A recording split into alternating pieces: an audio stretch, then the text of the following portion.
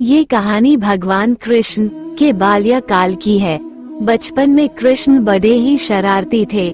आए दिन कृष्ण भगवान के नई नई उलाहने रोज यशोदा मैया के पास आते रहते थे। इन्हीं उलाहनों से तंग आकर एक दिन यशोदा मैया छड़ी लेकर कृष्ण भगवान के पीछे दौड़ी और मैया से भगाते भगाते गोविंद एक कुम्हार के घर घुस गए। उस वक्त कुम्हार अपने काम में व्यस्त था, पर जब कुम्हार की दृष्टि भगवान पर पड़ी तब वह बड़ा ही प्रसन्न हो उठा। कृष्ण बोले, कुम्हार जी, मेरी मैया बहुत क्रोधित है और छड़ी लेकर मुझे ढूंढ रही है। कुछ समय के लिए मुझे कहीं छुपा लीजिए। कुम्हार भगवान श्री कृष्ण के अवतार स्वरूप से ज्ञात था।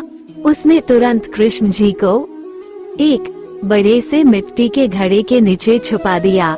कुछ समय पश्चात जब यशोदा मैया ने वहां आकर पूछा, क्यों रे कुम्हार, क्या तूने मेरे कान्हा को देखा है?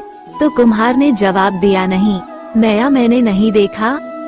कुम्हार और यशोदा मैया के बीच हो रहा संवाद भगवान श्री कृष्ण गौर से सुन रहे थे। फिर जब माता यशोदा वहां से चली गई तब कान्हा बोले, कुम्हार जी, मेरी माता यदि चली गई हो तो मुझे इस घड़े से बाहर निकालिए।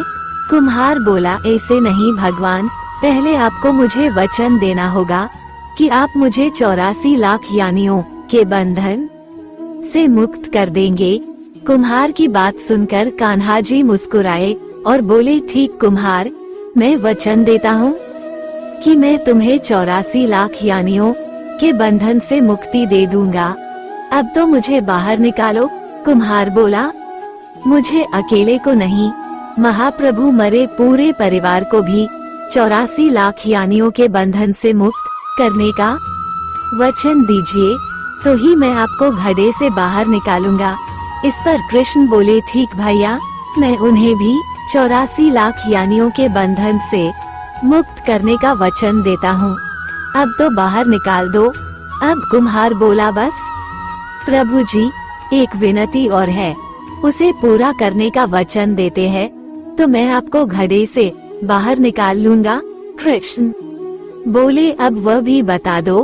कुम्हार ने कहा, है प्रभु जी, जिस घड़े के नीचे आप छुपे हैं उस घड़े को बनाने के लिए लाई गई मिट्टी मेरे बैलों पर लाद कर लाए है। आप मेरे उन बैलों को भी 84 लाख यानियों के बंधन से मुक्त करने का वचन दीजिए। कृष्ण भगवान ने कुम्हार का प्राणी प्रेम देखकर उन बैलों को भी मोक्ष देने का वचन दिया। कान्हा बोले, लो तुम्हारी सभी इच्छाएं पूरी हो गई है, अब तो इस घड़े से मुझे बाहर निकल लो। इस बार कुम्हार बोला, अभी नहीं भगवान, बस एक अंतिम इच्छा शेष रह गई है, और वो ये है कि जो भी जीव हम दोनों के बीच हुए इस संवाद को सुनेगा उसे भी आप इस जन्म और मृत्यु के चक्र से मुक्त कर देंगे। बस यह वचन भी दे दीजिए, तभी मैं आपको इस घड़े से बाहर निकालूंगा। कुम्हार की सच्ची प्रेम भावना देखकर कृष्ण भगवान अति प्रसन्न हुए और उन्होंने कुम्हार को तथास्तु कह दिया।